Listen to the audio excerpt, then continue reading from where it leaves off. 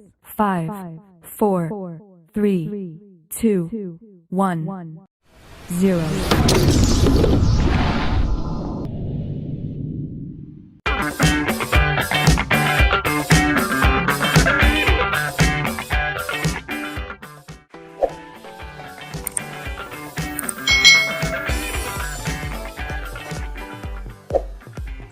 Hai, selamat datang di channel YouTube Kak Citra. Hari ini kita akan belajar bersama-sama dengan adik-adik semuanya yang duduk di kelas 2. Kita belajar di tema 2, subtema 4, bermain di tempat wisata, pembelajaran yang kedua. Kita langsung saja belajar bersama-sama. Apakah kalian pernah melihat istana pasir di pantai? Nah, adik-adik, jika kalian pergi ke pantai, mungkin kalian akan melihat seperti ini. Ya, ini adalah istana pasir. Nah, istana pasir ini dibuat dari pasir pantai. Biasanya kalau anak-anak pergi ke pantai, mereka suka bermain pasir. Benny ingin bermain pasir. Ia akan membuat istana pasir. Istana pasir. Istana pasir adalah bermain membuat bangunan istana terbuat dari pasir. Bahan utama yang digunakan adalah pasir dan air. Istana pasir biasanya dibuat di pantai. Membuat bangunan dari pasir dilakukan oleh anak-anak dengan menggunakan ember dan skop. Tetapi orang dewasa sering membimbing dalam membuat istana pasir. Bahan lain yang digunakan dalam kegiatan adalah salju. Ada 2 jenis istana pasir. Pertama, kas istana pasir. Terdiri dari beberapa jenis dasar dengan beberapa jenis menara atau satu menara di atasnya. Kedua, tetes istana pasir. Pasir yang sangat basah diteteskan di atas pasir basah lainnya dan menciptakan menara gumpalan pasir. Nah, kalau di Indonesia sendiri, kita membuat istana pasir ini dengan pasir. Tapi kalau di luar negeri yang negaranya ada musim salju, mereka bisa membuat istananya dengan salju. Tapi ingat adik-adik, kita tidak bisa masuk ke dalamnya. Nah, jenis istana pasir sendiri ada 2, yaitu istana kas dan istana tetes. Kalau istana kas itu biasanya terdiri dari beberapa jenis menara atau satu menara di atasnya. Sedangkan untuk istana pasir tetes itu adalah pasir yang sangat basah diteteskan di atas pasir basah lainnya sehingga menciptakan suatu menara. Buatlah 5 pertanyaan tentang teks bacaan di atas tadi adik-adik. Nah, kita bisa membuat pertanyaan dari teks bacaan ini. Coba adik-adik buat. Mungkin Kak Citra beri contoh dulu. Apa itu istana pasir? Apa bahan utama yang digunakan untuk membuat istana pasir? Ada berapa jenis istana pasir? Apa yang digunakan anak-anak untuk membangun istana pasir? Nah, itu tadi adalah contoh kalimat tanya atau pertanyaan berdasarkan teks bacaan tadi. Jawablah pertanyaan berikut sesuai dengan isi teks bacaan. Yang pertama, apa bahan utama membuat istana pasir? Ya, bahan utamanya adalah pasir dan air. Di mana istana pasir dibuat? Ya, di tepi pantai. Siapa yang suka membuat istana pasir? Jawabnya adalah anak-anak. Apa bentuk istana pasir kas? Ya, bentuknya dari beberapa menara atau satu menara di atasnya. Bagaimana cara membuat istana pasir dari tetes ini ya, yang khas tetesnya adalah bagaimana adik-adik? Iya, dengan meneteskan pasir yang basah di atas pasir basah lainnya, sehingga membentuk suatu menara yang berupa gumpalan. Anak-anak, kita hentikan dulu kegiatan bermainnya. Nanti bisa disambung lagi. Sekarang kita akan melakukan pengamatan tentang benda yang ada di pantai dan benda yang digunakan untuk membuat istana pasir. Kata Bu Guru. Iya Bu, jawab anak-anak. Ini adalah benda-benda yang digunakan untuk membuat istana pasir. Yang pertama adalah air. Nah, kita akan belajar apa sih ciri-ciri air. Coba adik-adik sebutkan ciri-ciri air. Bentuknya selalu berubah-ubah sesuai tempatnya. Ya, itu bentuknya selalu berubah-ubah sesuai tempatnya. Kalau air ini tidak berwarna ya. Lalu mengalir dari tempat tinggi ke tempat yang lebih rendah. Ya. Lalu ini termasuk dalam benda cair ya. Air ini termasuk dalam benda cair. Itu yang bisa kita amati. Benda yang berikutnya yang kita amati adalah pasir. Nah, pasir ini dari butiran-butiran ya adik-adik ya. Nah, pasir ini bukan benda cair. Walaupun bisa dicetak dengan cetakan ya, biasanya kalau kalian bermain. Nah, pasir ini termasuk benda padat. Karena yang kita lihat adalah butiran-butirannya.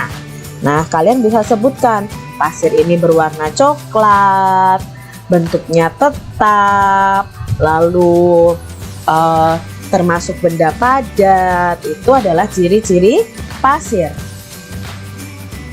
Benda yang kita amati berikutnya adalah ember. Nah, dari ember ini kalian bisa sebutkan ciri-cirinya. Berwarna biru, maaf ya, berwarna biru, mungkin punya kalian berwarna hijau, berbentuk seperti tabung, digunakan untuk tempat air. Nah, itu adalah ciri-ciri ember. Nah, ember ini termasuk benda padat.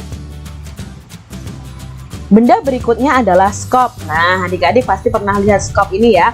Ada yang besar, ada yang kecil. Nah, ada yang terbuat dari plastik, ada juga yang terbuat dari besi dan kayu. Nah, adik-adik bisa sebutkan terbuat dari plastik, besi, atau kayu.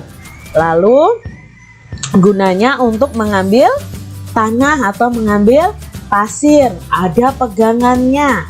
Itu adalah ciri-ciri skop. Nah, skop ini juga termasuk dalam benda padat.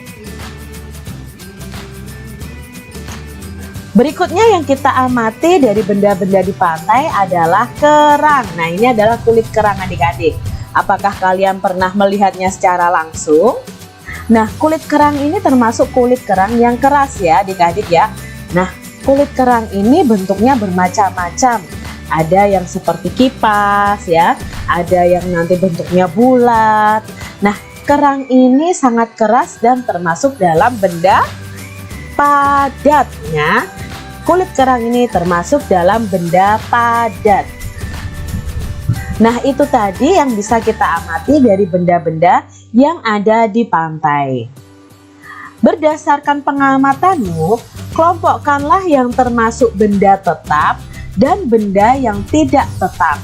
Berikan tanda centang untuk benda yang tetap. Nah, yang pertama adalah pasir.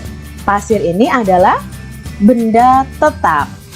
Lalu yang kedua adalah ember. Ember juga benda tetap. Berikutnya adalah skop. Skop juga benda tetap. Lalu di sini ada hewan ya adik-adik ya. Ini kelihatannya mainan yang berbentuk hewan itu, cetakan itu ya. Nah, itu juga benda tetap. Berikutnya adalah cetakan ya. Cetakan kalau kalian bermain pasir, ini juga termasuk benda yang tetap dan tidak berubah Bah. Selanjutnya adalah air. Air itu benda tidak tetap, maka tidak kita centang. Ada kerang. Kerang juga termasuk benda tetap. Lalu ada minyak adik-adik di situ. Minyak bukan benda tetap atau benda yang tidak tetap bentuknya. Bacalah teks percakapan berikut dengan seksama. Dayu, Lani, apa itu sampah kalian yang berserakan? Kita tidak boleh membuang sampah sembarangan, apalagi di tempat umum. Buanglah sampah di tempat sampah. Maaf Beni, tetapi ini bukan sampah kami, kata Dayu dan Lani. Benarkah itu Dayu? Tepat sekali yang disampaikan Beni. Selain itu, apa aturan yang harus dipatuhi di tempat umum, terutama di pantai? Tanya Bu Guru. Beni menjawab, tidak boleh mendekati pantai tanpa pengawasan orang dewasa, Bu, kata Beni. Lalu Dayu bertanya, kalau aturan di rumah bagaimana, Bu? Nah, di sini Bu Guru menjawab, tetap kita harus menjaga kebersihan rumah. Sampah dimasukkan ke dalam tong sampah. Dimanapun kita berada, sampah harus dimasukkan ke dalam tong sampah. Bagaimana kalau kita praktekkan membersihkan pantai dan membuang sampah di tempat sampah? Setelah selesai, kita akan bermain domba serigala. Jelas Bu Guru. Lalu anak-anak semuanya berteriak, hore! Akhirnya mereka membersihkan pantai dari sampah. Nah, dari percakapan ini adik-adik kita tahu bahwa kita itu harus menjaga kebersihan dimanapun kita berada. Saat kita membuang sampah, hendaknya kita buang di tong sampah. Bukan kita buang sembarangan, itu bisa menyebabkan banjir, lalu selokan tersumbat, bisa menjadi sarang penyakit ya. Adik-adik jangan sampai buang sampah sembarangan. Di tempat umum juga terdapat aturan. Kita harus menaati peraturan yang berlaku. Di tempat wisata juga ada aturannya adik-adik. Aturan di tempat wisata itu bermanfaat untuk menjaga keselamatan dan kenyamanan semua pengunjung. Jadi aturan itu bermanfaat sekali adik-adik. Contoh aturan yang terdapat di tempat wisata. Yang pertama, menjaga kebersihan dengan tidak membuang sampah sembarangan atau tidak boleh mencoret-coret fasilitas tempat sampah. Menjaga barang pribadi yang kita bawa saat berwisata. Mengantri saat membeli tiket atau karcis adik-adik. Itu salah satu aturan juga. Tidak merusak fasilitas wisata yang disediakan. Jika di kebun binatang dilarang memberi makan hewan dan dilarang meloncat pagar pembatas. Jika di pantai, kita dilarang berenang terlalu jauh dari bibir pantai. Jadi tempat wisata itu ada aturannya dan harus kita patuhi. Contohnya jika di kebun binatang ada pagar pembatas, kita tidak boleh melompati pagar pembatas itu karena itu akan berbahaya bagi diri kita. Praktekkan juga permainan domba serigala bersama teman sekelasmu. Nah, mungkin nanti adik-adik ketika masuk sekolah, kalian bisa praktekkan bermain domba serigala. Bagaimana sih Kak cara bermain domba serigala? Yuk kita perhatikan. Langkah-langkah bermain domba dan serigala. Pertama, kita harus melakukan hompimpa, alaikum gambreng, po ipah pakai baju rombeng. Nah, Kak Citra jadi ingat nih masa kecil Kak Citra nih. Jadi kalian hompimpa dulu. Lalu setelah hompimpa, ada anak yang menjadi domba dan ada anak yang menjadi serigala dan ada anak yang menjadi pagar. Satu anak menjadi serigala, satu anak menjadi domba, dan sisanya menjadi pagar. Yang menjadi pagar harus membentuk lingkaran. Anak yang menjadi pagar berdiri dan saling berpegangan tangan. Domba awalnya berada di tengah lingkaran. Serigala harus berupaya mengejar domba, baik di dalam lingkaran maupun di luar kandang ya. Ini bukan di dalam kandang, maupun di luar kandang atau di luar lingkaran. Serigala ini harus mengejar dombanya, dan dombanya juga harus berusaha untuk menyelamatkan diri dari serigala. Nah, ini adalah langkah-langkah bermain domba dan serigala. Kalian bisa praktekkan ya adik-adik.